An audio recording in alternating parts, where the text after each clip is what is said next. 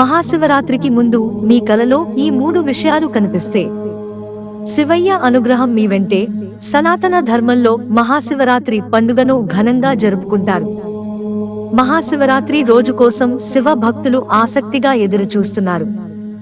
Hindu calendar ప్రకారం మహాశివరాత్రి పండుగ ప్రతి సంవత్సరం మహామాసంలోని కృష్ణపక్ష చతుర్దశి నాడు నిర్వహిస్తారు. ఈ రోజున శివుడు మరియు పార్వతీ దేవి వివాహాన్ని ఘనంగా నిర్వహిస్తుంటారు.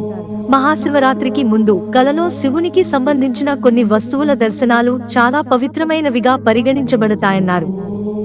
నాగుపాము, రుద్రాక్ష, 5 ఆకుల బిల్వపత్రం ఉన్నాయి. ప్రతి ఒక్కటి దర్శనానికి ఒక్కో ప్రత్యేకత ఉంటుంది. నాగదేవత దర్శనం. మహాశివరాత్రికి ముందు మీ కలలో లేదా మరెక్కడైనా నల్ల పాము కనిపిస్తే అది చాలా శుభసూచకంగా పరిగణించబడుతుంది. మహాశివరాత్రికి ముందు భోలేనాథ్కు ఇష్టమైన పాము దర్శనం అదృష్టాన్ని తెస్తుందని జ్యోతిష్కుడు అంటున్నారు. రుద్రాక్ష. మహాశివరాత్రి రోజున రుద్రాక్ష చూడటం చాలా శుభప్రదంగా భావిస్తారు. రుద్రాక్ష అంటే శివునికి చాలా ప్రీతికరమైనది మరియు శివరాత్రికి ముందు మీకు రుద్రాక్ష దొరికితే దానిని మీరు మీ బీరువాలో ఉంచుకోవాలి. ఇలా చేయడం వల్ల ఇంట్లో సుఖ సంతోషాలు, సంపదలు ఉంటాయని భావిస్తారు.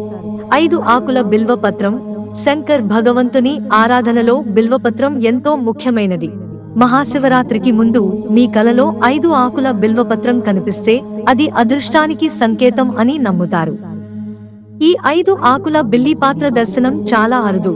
మిత్రులారా, ఛానల్ సబ్స్క్రైబ్ చేసుకోవడం మర్చిపోకండి.